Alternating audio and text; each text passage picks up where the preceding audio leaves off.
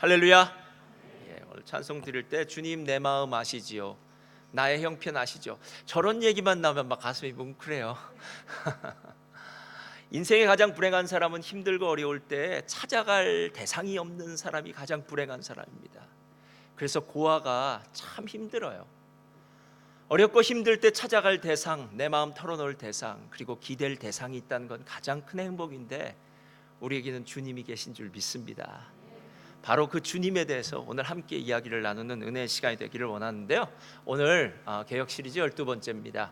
다 같이 우리 한번 제목 함께 읽도록 하겠습니다. 시작. 금식과 기도가 당신을 증명합니다. 금식과 기도가 당신을 증명합니다 라는 제목으로 함께 은혜를 나누기를 원합니다. 제가 오늘 설교를 준비하다가 고등학교 때 친했던 한 친구가 생각이 났습니다. 한 번도 그 친구는 생각이 났었던 적이 없고, 제가 십몇 년 동안을 설교하면서 그 친구 얘기를 한 번도 한 적이 없는데 생각난 친구예요. 이 친구가 기독학생회 회장이기도 했고요, 또 미술을 참 잘 그렸어요. 그런데 이 친구가 제 마음 가운데 크게 남는 이유 중에 하나는 무엇이냐면요, 겨울이 되면은 이 친구는 리어카에 군고구마를 팔던지 아니면 과일을 띄어다가 팔면서요, 고등학교 2학년 때였는데도 스스로 자기가 사업을 하고 장사를 했던 그런 친구라서 제 기억에 참 오랫동안 남는 한 친구였습니다. 제가 다른 친구와 함께 이 친구의 집을 갔다가 그때 깜짝 놀랐습니다. 이 친구 집이 저희가 그 종암동에 있는 서울 사대부구니까 그 옆에 살고 있는데, 이 친구의 집이 어디에 있었냐면 월계동의 그 산꼭대기에 있었어요. 산꼭대기. 제가 진짜 말로만 듣던 산꼭대기까지 올라가서 그 꼭대기의 집을 찾아갔습니다. 갔더니 아주 허름하게 생긴 집이 있고요, 이 친구를 보았더니 이 친구 누나와 어머니와 함께 살고 있는데, 누나는 공장에서 일을 하고 있고, 그리고 어머니 혼자서 계셔서 생활을 이렇게 꾸려나가기 위해서 아마 여러 가지 그런 일을 했던 것 같다라는 생각이 들었습니다. 이 친구 방에서 또 그날 끼어 잤습니다, 제가. 그런데 방이 얼마나 작은지 3명이 자는데 3명이 그대로 누울 수가 없어서 한 명은 옆으로 칼잠을 자야 돼요. 그렇게 좁은 방에서 함께 누워서 잤던 생각이 나는 친구였습니다.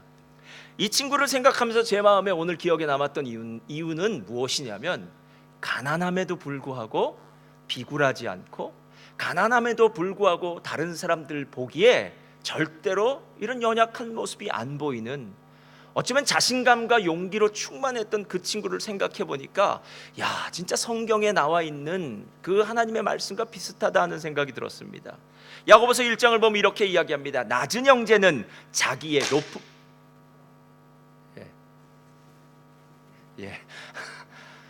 그 은혜가 있으려고 그러면 꼭 이렇게 사단이 역사해요. 낮은 형제는 자기의 높음을 자랑하고 부한 형제는 자기의 낮아짐을 자랑하라 라고 이렇게 얘기해요.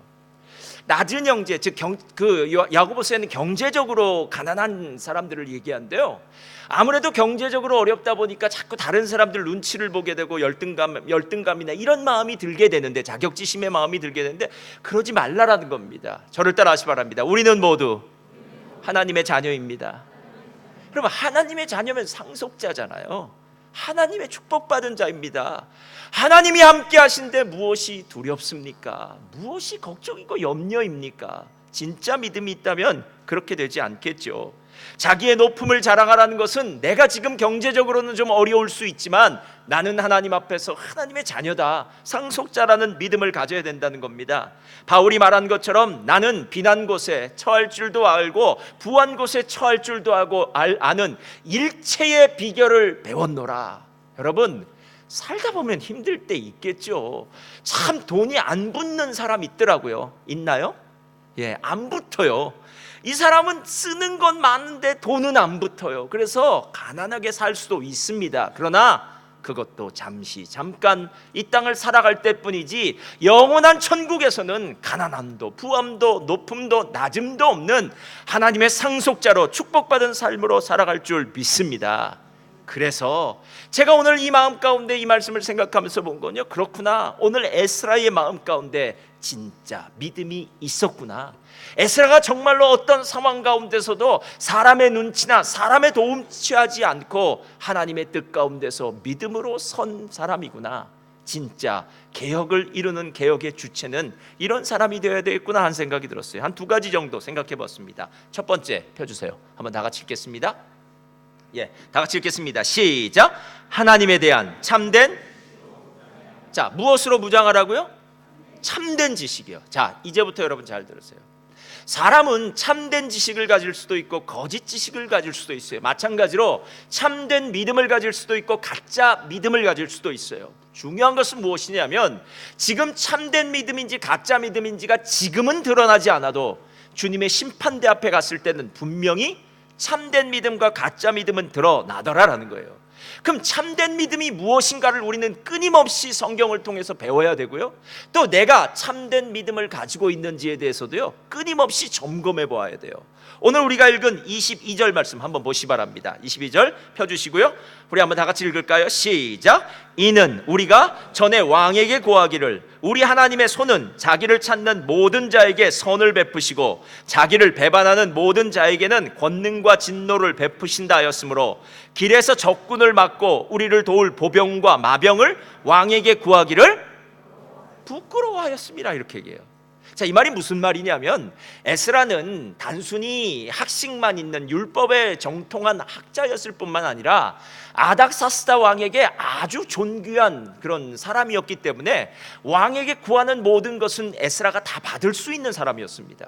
자, 지금 에스라는 포로에서 예루살렘으로 돌아가려면 이제 어린 자녀들과 소유물을 갖고 돌아가야 되는데 중간에 어떤 적들을 만날지, 어떤 도적대를 만날지 모르는데 자신은 믿음을 가지고 하나님은 반드시 자신을 찾는 자에게 복 주실 것임을, 상 주실 것임을 믿고 나는 왕에게 나를 호위하고 보호할 마병이죠, 군사들과 마병과 보병들을 요구하지 않았다. 요구하는 것을 부끄럽게 생각했다라는 것입니다.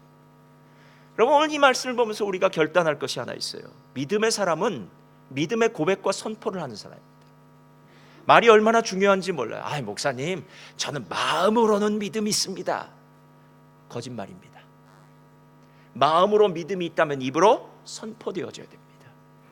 여러분, 마음에는 매일 믿음이 있다고, 하나님을 믿는다고 이야기하면서 입술로는 이것도 힘들다, 저것도 힘들다, 하나님이 함께 안 계신 것 같다, 나는 왜 이리 힘들까, 고난이 끝이 나질 않는다. 여러분, 이런 말 던질 때 우리 안에 있는 믿음은 아무것도 아님을 증명하는 증명서가 되고요, 그 말 제일 좋아하는 것은 사단 밖에는 없더라라는 것입니다. 실제로 진짜 믿음은요, 가장 힘들고 어려운 순간에 우리의 입술에서 선포되어져야 돼요. 욥은 하나님의 진짜 신앙을 체험한 사람입니다. 그는 고난을 받기 전에도 믿음이 있었지만 고난 후에는 단단한 신앙, 하나님이 기뻐하시는 참된 신앙으로 무장했습니다. 그가 고난을 받고 난 다음에 욥기 4장 42장에 무엇이라고 이야기하냐면 이렇게 얘기해요. 내가 고난 받기 전에는 하나님에 대해서 귀로 듣기만 하였사더니 이제 고난을 받고 난 다음에는 하나님을 눈으로 직접 봅니다라고 얘기해요. 백문이 불여일견. 보는 것이 믿는 것이고 보는 것이 힘이고 보는 것이 아는 것이라는 것. 정말 중요한 것은 지금 이제부터는 내 믿음 흔들리지 않겠습니다. 이전에는 하나님을 향해서 왜 이렇게 나에게 고난을 주십니까? 라고 원망하며 혹시 마음 가운데 불평이 있었다면 이제부터는 하나님, 아무 말도 하지 않고 제가 입술을 다물겠습니다. 그는 하나님을 눈으로 체험하고 난 다음에, 보고 난 다음에요, 그런 고백을 하더라라는 거예요. 여러분, 우리는 살아가면서 진짜 힘들고 어려운 일이 많이 있습니다. 왕에게 군사만 부탁하기만 하면, 왕이 조금만 도와주기만 하면은 이번 예루살렘으로 귀환하는 여행은 너무나 쉬울 것 같은데, 그는 예루살렘으로 귀환하는 그 여행에 하나님이 나를 도와주십니다. 하나님이 함께 하십니다. 나는 사람의 도움이 아니라 하나님의 도움을 필요로 합니다라는 분명한 선포를 하더라는 거예요. 저를 따라 하시 바랍니다. 진짜 믿음의 사람은 자신감을 가져야 됩니다. 여러분, 오늘 에스라가 그런 사람이에요. 자신감이요. 자신감이란 어떤 일에 자신이 있다고 생각하는 거예요. 근데 왜 자신이 있느냐 하면요, 믿을 구석이 있어야 돼요. 예를 들어서 제가 태권도, 저는 태권도하고는 제가 상관없는 사람이지만 제가 태권도 공인 6단이라고 한다면 밤거리에서 어떤 깡패한 사람을 만났다고 해서 제가 벌벌벌 떨겠습니까? 절대 그러지 않죠. 제가 예전에 알고 있는 정말 태권도 사범님이 한 분 계셨어요. 남들은 다 밤길에 그 아프리카에서 만났던 분인데, 남들은 밤길에 절대로 아프리카는 때강도가 있으니까 만나지 말라고, 나가지 말라고 하는데 그분은 밤에만 저를 찾아오세요, 걸어서. 그래서 어떻게 왔냐고 걱정하지 말라는 거예요. 자기가 태권도 사범이라고. 두 번째, 자기가 그때 케냐였는데요, 케냐에 왜 왔느냐 하면은 여기에 있는 특수 안보대 같은 그런 사람들 태권도 가르쳐 주기 위해서 왔기 때문에 다 자기 밑에 사람들이 경찰이라서 걱정할 거 없다고 하더라고요. 자신감이에요. 세상 사람은 무엇인가 가지고 있을 때 자신감을 갖는지 모르지만 예수 그리스도를 믿는 사람은 예수님 때문에 자신감이 생기는 거예요. 사도 바울이 빌립보 감옥에 갇혀서 뭐라고 이야기합니까? 내게 능력 주시는 자 안에서 내가 모든 것을 할 수 있느니라. 여러분, 지금 바울은 감옥에 갇혔다고요. 그 감옥에 몇 평 되지 않는 그곳에서 어디로 나갈 수도 없고 아무렇게나 움쩍달싹할 수 없는 그 순간에 마치 자기는 지금부터 미래가 어떻게 될지 그 불확실한 그 상황 속에서도 하나님 앞에 분명한 고백과 선포를 하지 않습니까? 내게 능력 주시는 자 안에서 내가 모든 일을 할 수 있느니라. 할렐루야. 이런 믿음을 가져야죠. 이런 믿음을 가져야죠. 조금 힘들다고, 조금 어렵다고 하나님을 향해서 불평하고 원망하는 거, 그 하나님의 뜻이 아니지 않습니까? 요셉은 보디발의 집에서 노예 생활을 할 때에도, 죄수로 감옥에 갇혀 있을 때에도 그 마음 가운데 하나님이 함께 하신다는 사실을 분명히 믿었기 때문에 하나님이 함께 하신다면 형통함의 축복을 받을 것이다라는 그 믿음 때문에 흔들리지 않았습니다. 요셉이 한 번도 하나님께 불평하였더라, 하나님께 원망하였더라, 이런 얘기는 성경에 기록되어 있지 않습니다. 믿음으로 당당하게 고백하고 선포하는 것, 이것이 바로 믿음의 사람이라는 거예요. 저와 여러분은 어떻습니까? 만약 이 자리에 오늘 오기 전까지만 해도 여러분이 마음 가운데 그런 믿음의 선포를 잘 못하는 분들이 있다면요, 오늘 믿음의 선포로 여러분의 입술을 채우시기를 예수님의 이름으로 축원드립니다. 자, 그런데 실은 이 믿음의 선포가 중요한 이유는요, 나의 믿음이 고백되어지기 때문에도 그렇지만 한 가지 더 큰 의미가 있어요. 그것은 무엇이냐면요, 내가 믿음을 선포함으로 말미암아서 다른 사람이 듣고 하나님께 영광을 돌린다는 거예요. 마태복음 5장 16절은 이렇게 이야기합니다. 이같이 너희 빛이 사람 앞에 비추게 하여 그들로 너희 착한 행실을 보고 하늘에 계신 너희 아버지께 영광을 돌리게 하라 라고 얘기해요. 여러분, 예전에 제가 설교했던 거 아마 기억하실 분들이 있을 거예요. 태양과 달이 있습니다. 태양을 일컬어 발광체라고 해요. 스스로 빛을 내는 거예요. 그러나 달은 반사체예요. 달빛은 달에서 빛이 나는 것이 아니라 태양의 빛을 반사해서 비추는 것일 뿐이에요. 그래서 우리가 달의 빛을 밤에 보면은 저 빛은 달에서 나는 것이 아니라 태양의 빛을 받아서 우리가 보고 있는 것이구나 라고 생각이 돼요. 하나님이 태양이시라면 우리는 다 달입니다. 그러니까 우리의 모습을 통해서 하나님의 모습이 비추어져서 세상 사람들에게 나가야 된다라는 거예요. 그래서 실제로 우리의 삶이 중요한 이유는, 우리가 입술로 선포하고 고백해야 되는 이유는 우리의 그 입술의 선포를, 그 고백을 예수 안 믿는 사람이 듣고 있더라라는 거예요. 이래서 중요해요. 제가 예전에 한국에 가보니까 한국의 문화가 있더라고요. 한국의 문화는 무슨 문화일까 봤더니 이 술 마시는 문화 같아요. 와, 주택가 안에도 술집이 왜 이렇게 많은지. 여기는 그래도 BYO가 있잖아요. 그래서 술도 안 하지만 뭐 개인적으로 가져와서, 또 개인적으로 가져오는 사람들을 보면 꼭 그 봉투에 넣어서 오더라고요. 술병채로 안 다니고요. 그러니까 이 나라는 일단 가게나 사업장도 많지 않을 뿐더러 그렇지 않은데 한국에 가면 뭐 주택가 어디 다 있어요. 그런데 사람들이 이렇게 얘기하는 걸 들었어요. 아유, 목사님, 사람들과 함께 교제하고 친구와 이제 서로 이야기를 나누고 분위기를 좋게 만들려면 그래도 술 한 잔 들어가야 되지 않겠습니까? 라고 얘기해요. 여러분도 얘기하셨죠? 예, 술 한 잔 들어가야 되죠. 여러분, 그 말은 거짓말입니다. 왜냐하면 예수 믿는 사람은 술 한 잔 들어가지 않는데도 밤 12시에도 집에 안 가더라고요. 그리고 나서 그 다음날 또 모이자 그러더라고요. 셀 모임 때 재밌으니까. 아마 셀 모임이 아니더라도 여러분 다 거짓말이에요. 거짓말이에요. 세상 사람들은 무언가 있어야만 그 도구를 통해서 우리가 기쁨을 누릴 수 있다면요, 우리 안에는 예수님이 있기 때문에 기쁨을 누릴 수 있어요. 왜 우리의 모임이 참된 기쁨이요 행복을 느끼느냐 하면 그 안에 예수님이 있기 때문에, 그래서 그 안에 있는 예수님이 우리 밖으로 드러나야 된다는 거예요. 그래서 세상 사람들이 마치 초대교회처럼 예수 그리스도를 믿는 사람들이 함께 모여서 사도들의 가르침을 받고 교제를 하고 떡을 떼고 매일 기도하기를 힘쓰고 전도를 하고 하는 그 모습들을 보니까 너무 아름답다는 거예요. 야, 나도 진짜 예수 믿는 사람처럼 살고 싶다. 예수 믿는 사람들이 참 누리는 그 은혜를 가졌으면 좋겠다라는 거예요. 좀 전에 이야기했던 마태복음 5장은 산상수훈이에요. 거기선 우리를 일컬어 두 가지 비유를 사용하고 있습니다. 하나는 빛, 하나는 소금이에요. 그러니까 너희는 세상의 빛이다, 너희는 이 땅의 소금이다라고 얘기해요. 땅의 소금은 땅이에요. 땅. 번역은 세상이라고 했지만 본래 원어는 땅이에요. 그러니까 너희는 둘 중에 하나라는 거예요. 세상의 빛이다, 땅의 소금이다라는 거예요. 그런데 이 빛과 소금의 특징이 있어요. 그것은 무엇이냐면 자기 스스로는 그 정체성이 의미가 없는 게 빛과 소금이에요. 빛은 어둠 가운데 비춰져야만 그 정체성이 드러나고요, 존재감이 드러나고요. 소금은 자기가 녹아지고 희생되어져서 음식에 들어가야만 짠맛을 낼 수 있다는 거예요. 그래서 만약에 성경대로 얘기한다면 이래요. 누구도 등에 불을 켜서 말 아래 두지 아니하고, 여기 말이라는 것은요 나무통 같은 거예요. 그러니까 곡식들을 이렇게 퍼나르는 나무통 속에다가 등불을 켜놔서 그 안에다 두는 사람은 없다라는 거예요. 그 말 아래 두지 아니하고 등경 위에 둔다라고 하는 것은 등경 위에 두어서 받침 위에 두어서 밝게 빛나게 한다라는 뜻이고요.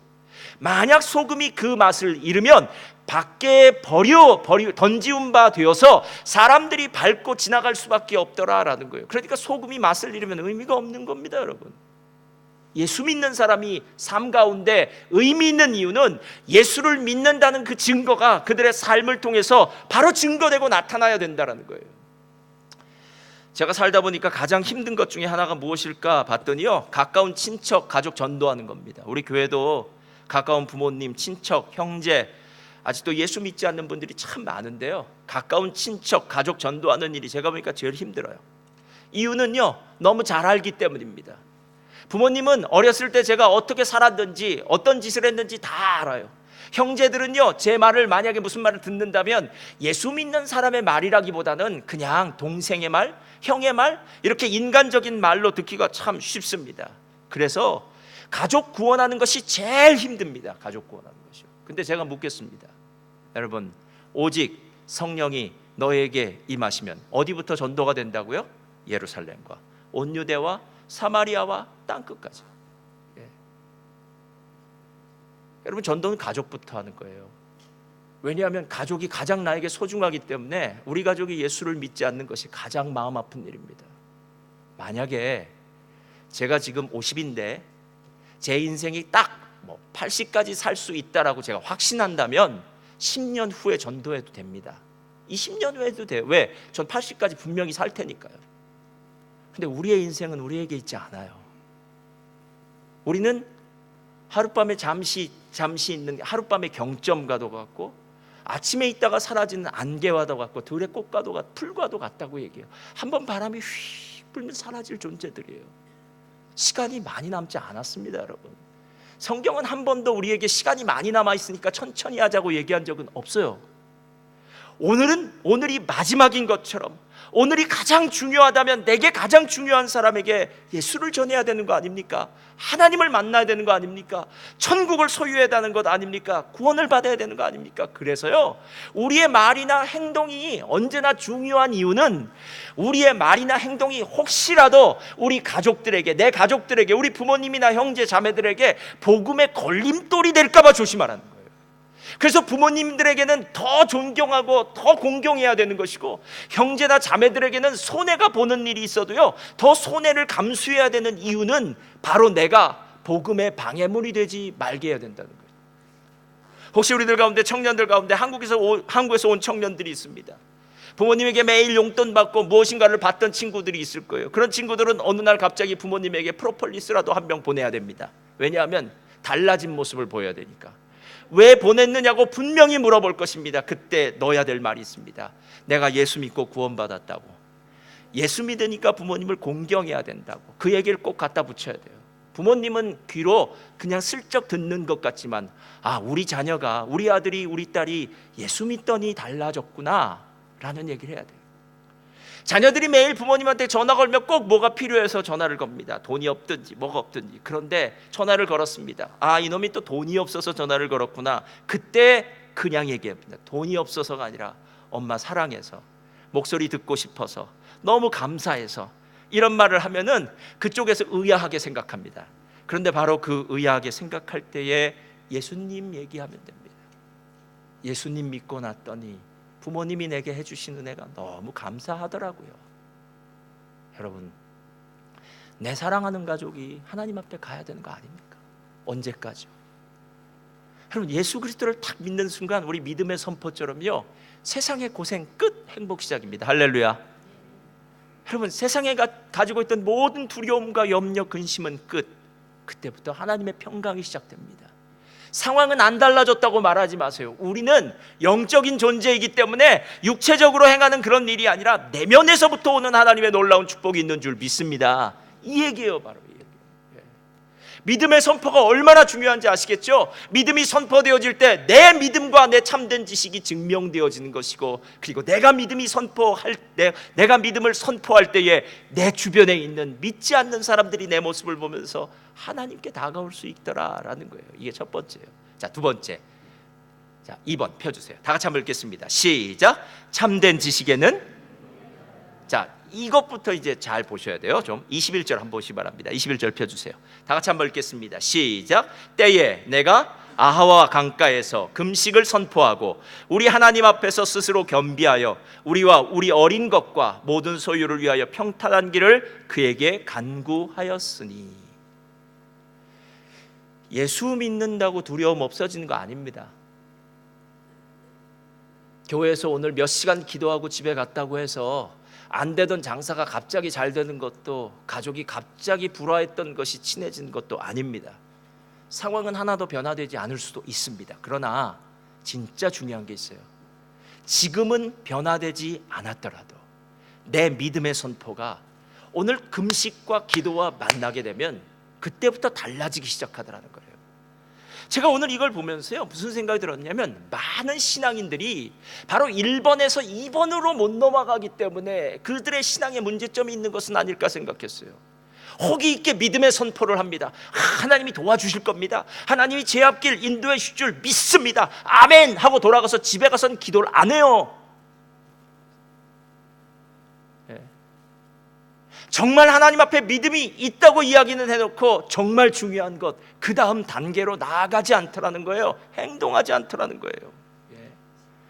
제가 오늘 이걸 보면서 무슨 생각이 들었냐면, 여기 건축하시는 분 많으니까요, 꼭 이렇게 비유하면 될 것 같아요. 내가 한 믿음의 선포는 집을 짓는 설계 도면과 똑같아요. 자, 무엇과 같다고요?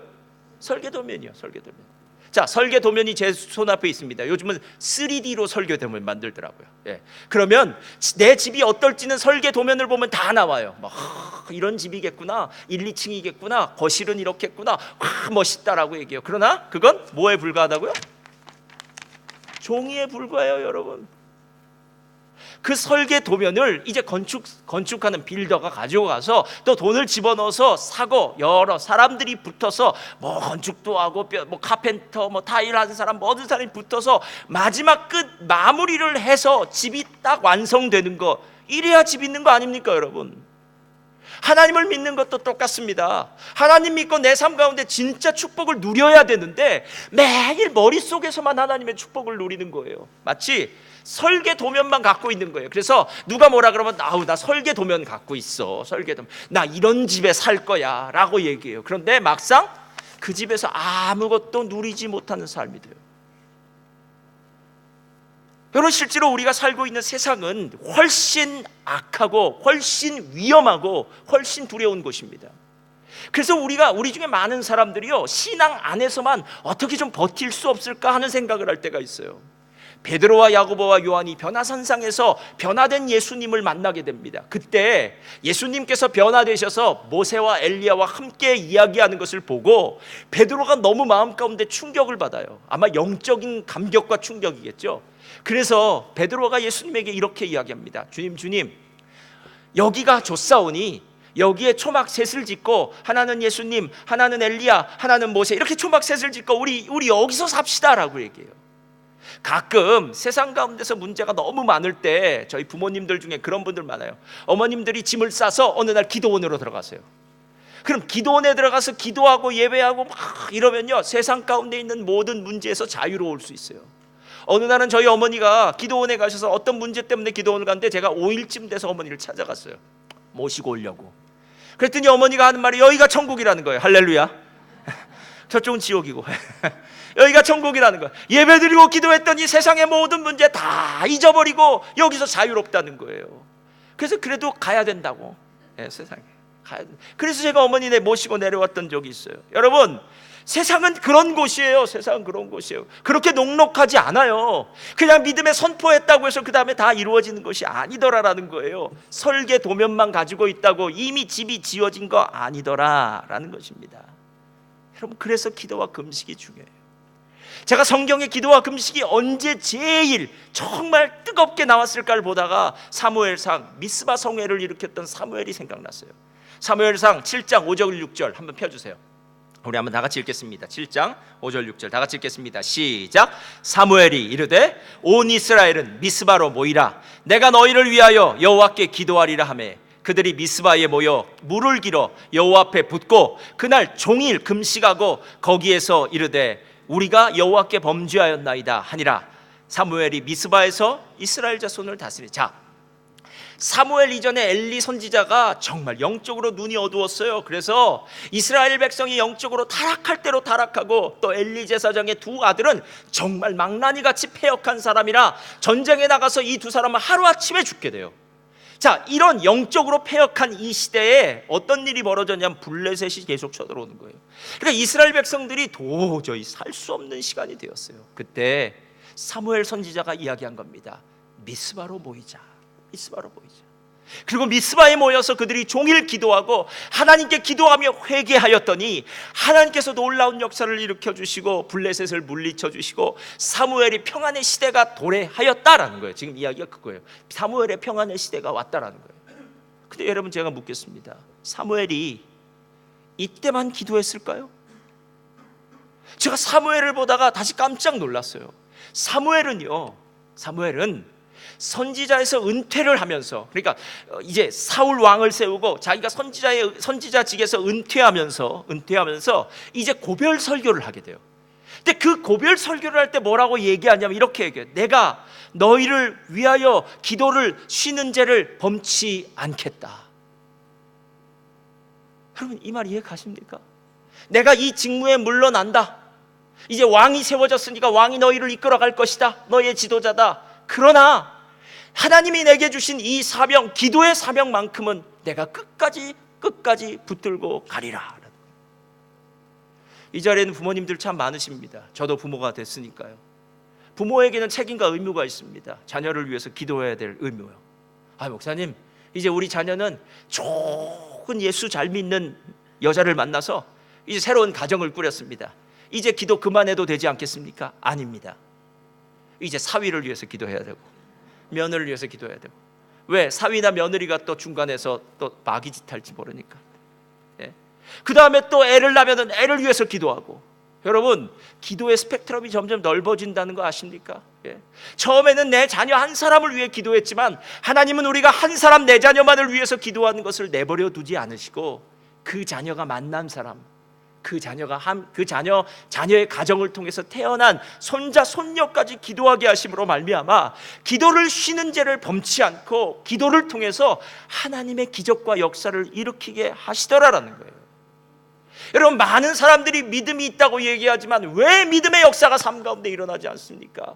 왜 기적이 일어나지 않습니까? 이유는 진짜 기도를 하지 않기 때문에 그래요. 제가 이 말씀을 준비하다가 제 인생에도 중요한 순간에, 아주 위험한 순간에 몇 번 했던 금식이 생각나더라고요. 금식기도 참 신기하더라고요. 그때 진짜 인생의 막다른 골목에서 하나님께 기도했습니다. 금식하며 하나님 도와주세요. 정말 막바지입니다. 여기서 정말 다윗이 얘기했던 것처럼 삶과 죽음, 생과 사가 한 걸음밖에 되지 않을 정도로 정말 위급한 상황이었습니다 하면서 기도했을 때가 있어요. 살려달라고. 근데 놀랍게도요, 지금 제가 이렇게 살아있습니다. 할렐루야. 그때가 넘어가더라고요. 하나님이 도와주시더라고요. 이기게 해주시더라고요. 문제를 해결해 주시더라고요. 기적을 체험하게 해주시더라고요. 할렐루야.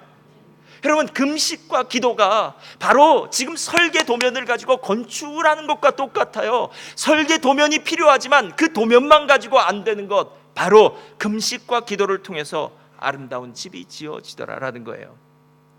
어떤 분이 저에게 이렇게 묻습니다. 목사님, 그러면 진짜 하나만 묻겠습니다. 우리는 아무것도 하지 않고 기도만 하면 문제가 다 해결되나요? 라고 물어봐요. 제가 그렇게 저에게 묻는 분이 있다면요, 이렇게 대답할 거예요. 예 라고 대답할 거예요. 예. 왜냐? 저에게 그렇게 묻는 사람은요, 절대로 아무것도 하지 않고 기도한 적이 한 번도 없어요. 무슨 말씀인지 아시겠어요? 기도만 하면 됩니까? 라고 말한 사람 치고 기도만 했던 적이 없어요. 왜? 기도만 했다면 그 사람은 문제를 해결받은 분명한 신앙의 기적의 체험이 있어요. 그럼 우리의 문제는 기도만 하면 되나요가 아니라 기도를 안 하는 게 문제입니다. 안 하는 게 문제예요. 간절히 안 하는 게 문제예요.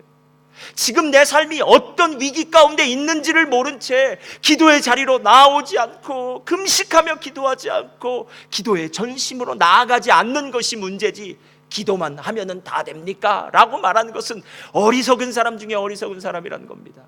제가 예전에도 말했던 존 하이드 선교사님, 1900년도에 인도의 시알코트에 유명한 부흥 역사를 일으켰던 주역인데, 이분이 12년 동안 사역에 아무 열매가 없었어요. 12년이 되고 난 다음에 사역의 열매가 있기 시작했는데 그 이유가 무엇이냐? 중보기도 때문에 그랬어요.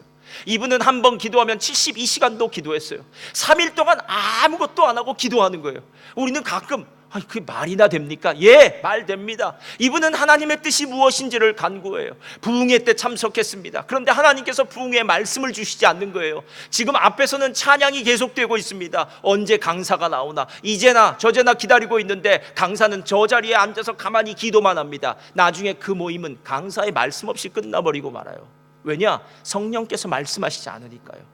중보기도가 얼마나 대단한지 여러분이 몰라서 그래요. 중보기도를 시작하면, 기도가 시작되면 악한 영적 세력들이 묶음을 놓고 떠나는 역사가 시작되고 내 안에 하나님의 빛이 비추어지기 시작하고 하나님의 뜻이 무엇인지를 밝히 알게 되는 지혜가 생긴다는 거 아십니까? 기도를 하지 않기 때문에 우리의 삶에 지혜가 없는 것이지, 기도의 자리로 나와 하나님께 간구하며 하나님께 부르짖을 때마다 하나님의 놀라운 지혜가, 그 역사가 우리 가운데 있게 되는 줄 믿습니다.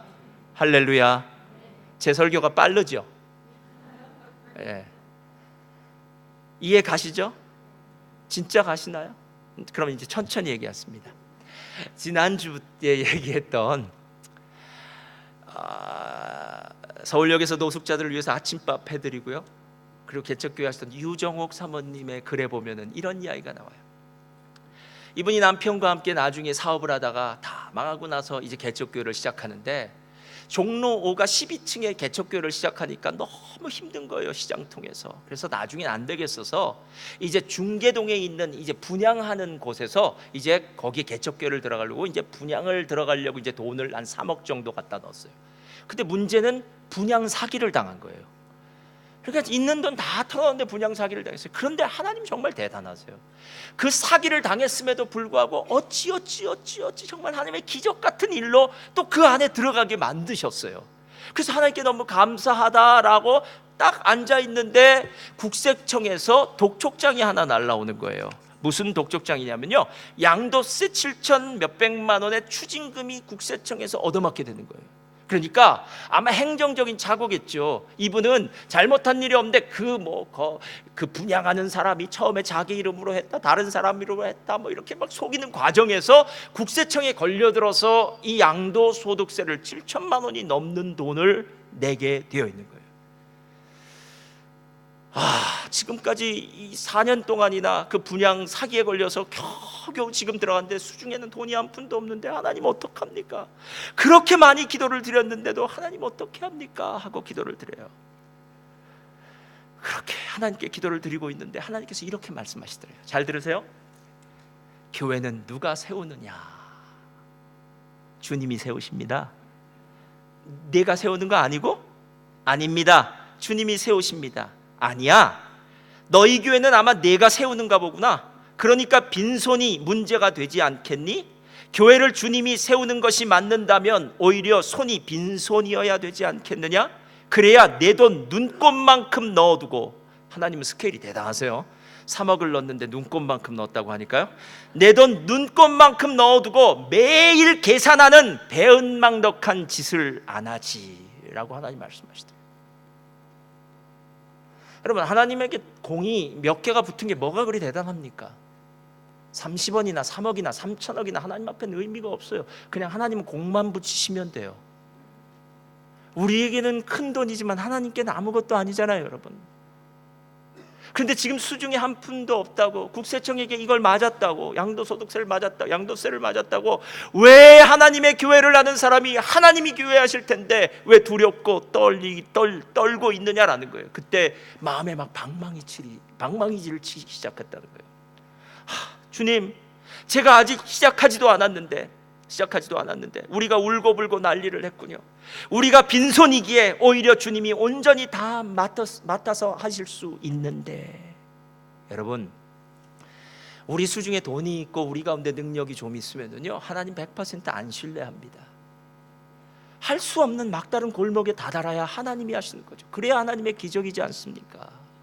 그리고 난 다음에 말씀을 읽기 시작해요. 말씀을 읽는데 출애굽기 말씀을 읽어요. 출애굽기 말씀을 딱 읽다가 무슨 말씀이 나오냐면, 모세와 이스라엘 백성들이 이제 출애굽해서 홍해 바다 앞에 놓여져 있는 그 상황을 읽게 돼요. 홍해 바다 앞에 놓여져 있는 이스라엘의 모습을 보니까 앞에는 넘실넘실 홍해 바다요, 뒤에는 자기를 죽이려고 쫓아오는 바로의 병거와 마병들이 있다는 거예요. 그때 이스라엘 백성들이 두려워서 막 소리치는 장면이 나와요. 그때 그 사모님의 마음 가운데 이런 생각이 들었어요. 이스라엘 백성도 이렇게 두려워했구나. 그런데 이 두려워하는 이스라엘 백성들을 향해서 하나님이 하신 기발한 아이디어가 있지 않느냐. 뭐예요? 홍해수 가르는 거 아닙니까? 예? 지금까지 넘실대던 그 홍해 바닷물을 쭉 갈라서 이스라엘 백성들로 걸어가게 만들어 놓는 것, 하나님의 기발한 아이디어가 있겠구나. 하나님 감사합니다 생각하고 그날 다음날 아침에 국세청에 있는 서초동으로 이제 가게 됐어요. 이 사모님이 생긴 게 조금 시골스럽게 생기셨어요. 그리고 돈도 한 푼도 없었어요. 그냥 어슬렁거리기만 했어요. 왜냐하면 돈이 없으니까, 찾아갈 변호사도 아는 사람도 없으니까. 그러더니 어떤 말쑥한 신사 한 분이 묻는 거예요. 무슨 일 때문에 여기 계시냐고. 내가 지금, 그래서 자기 독촉장을 보여줬대요. 그랬더니 잠깐 오라고 해서 이분이 변호사인데 자기 사무실에 데리고 가더래요. 그래서 이런 얘기 저런 얘기를 다 듣고 난 다음에 이렇게 얘기하더랍니다. 자, 저를 따라하세요. 사모님이니까요. 사모님, 자, 저를 따라하세요. 사모님, 이 소송은 계란으로 바위치기입니다. 자, 이 말은 무슨 뜻인가요? 국세청을 상대로 소송에서 이기지 못합니다라는 뜻이에요. 국세청을 상대로는 안 됩니다라는 거예요. 그때 사모님이 이렇게 얘기했어요. 이깁니다. 도대체 어떻게 이긴다? 우리 하나님 때문에. 하나님이 기발한 아이디어를 주셔서, 그거 읽었잖아요 좀 전에. 홍해가 갈라지는 기발한 아이디어를 주셔서 소송에 이길 줄 믿습니다. 왜? 우리 돈이 없으니까. 우린 진실되게 살았으니까. 그랬더니 그 변호사님이 픽 하고 웃더래요. 예. 자, 그런데 그렇게 변호 업무를 하고 소송을 거는데 한 1년의 시간이 이렇게 지나고 있는데 갑자기 그 판사님한테 전화가 왔어요. 무슨 전화가 왔냐면, 죄송한데 제가 판사가 아니에요. 변호사한테 전화가 왔는데 뭐라면, 제가 부산의 판사로 발령이 되어서 이 사건을 더 이상 못 맡게 되었습니다. 그래서 제 후배 변호사에게 이 사건을 부탁했습니다. 그리고 그분은 변호사는 부산에 있는 부산지검이겠죠. 판사로 가셨어요. 그리고 난 다음에 이상한 일이 벌어졌는데 그 소송이 계속 지지부진해서 4년이 걸리는 거예요. 4년이요. 근데 여러분, 이거 아십니까? 그 4년 동안 어떤 일이 벌어졌냐면 그 부산으로 내려갔던 판사가 이쪽 저쪽을 다니다가 서울로 올라와서 이 사모님의 소송을 맡은 판사가 된 거예요. 할렐루야. 그러니까 이 사건을 누구보다도 잘 아는 그 판사님이 이 사건에 사모님의 손을 들어주어서 소송에서 승리하게 만든 거예요. 계란으로 바위를 쳐도 계란이 부서질 바위가 부서질 수 있습니다. 아멘이 커야죠. 자, 계란으로 바위를 쳐도 바위가 부서질 수 있습니다. 여러분, 이게 믿음 아닙니까? 이게 기도 아닙니까? 이게 하나님을 향해 나아가는 거 아닙니까? 그래, 무엇이 그렇게 두렵습니까? 저도 마찬가지예요. 여러분의 삶에도 마찬가지예요. 무엇이 여러분을 지금 힘들게 하고 있습니까? 여러분이 가지고 있는 참된 믿음이라면 우리에겐 가장 큰 무기가 있지 않습니까? 금식과 기도. 금식과 기도. 하나님 도와주세요. 하나님이 이 일 가운데 하나님의 기적 보기를 원합니다. 여러분, 오늘 이야기가 바로 그 이야기예요. 설계 도면을 가졌을 뿐만 아니라 직접 금식과 기도로 신앙의 집을 만들었던 에스라. 23절 말씀 한번 펴주세요. 어떤 결론이 났냐면 이렇게 결론이 나요. 다 같이 읽겠습니다. 23절 시작. 그러므로 우리가 이를 위하여 금식하여 우리 하나님께 간구하였더니 그 응낙하심을 입었느니라. 기적을 체험한 거예요, 여러분. 아무 문제 없었답니다. 이유는 뭐예요? 하나님 함께 계시니까. 하나님 함께 계시니까. 기도하고 금식했으니까. 여러분, 말로 기도하지 마세요. 기도하겠다는 말. 목사님, 제가 기도가 부족해서요. 기도해야 되는데요. 기도할게요. 기도하겠습니다. 이런 말도 하지 마세요. 그냥 기도하면 됩니다. 그런 말 하지 말고, 금식해야 되는데 이런 말도 하지 마세요. 금식하면 됩니다. 오늘 점심 먹어야 되고 저녁부터 굶으시면 돼요. 진짜 신앙인과 가짜 신앙인의 특징은 바로 그의 삶의 금식과 기도가 있느냐예요. 현대교회의 가장 큰 아픔은 이런 금식과 기도를 잃어버린 거예요. 아마도 살기 너무 좋아서, 너무 바빠서, 할 일이 많아서, 다른 일을 해야 돼서, 아니면 드라마가 너무 재미있어서 기도하는 시간을 잃어버릴 수도 있습니다. 그러나 에스라가 개혁하는 이 개혁의 성공 이면에는 금식과 기도가 있었습니다. 믿음을 선포하고 금식과 기도로 나아갔을 때 이들에게 놀라운 기적이 일어났습니다.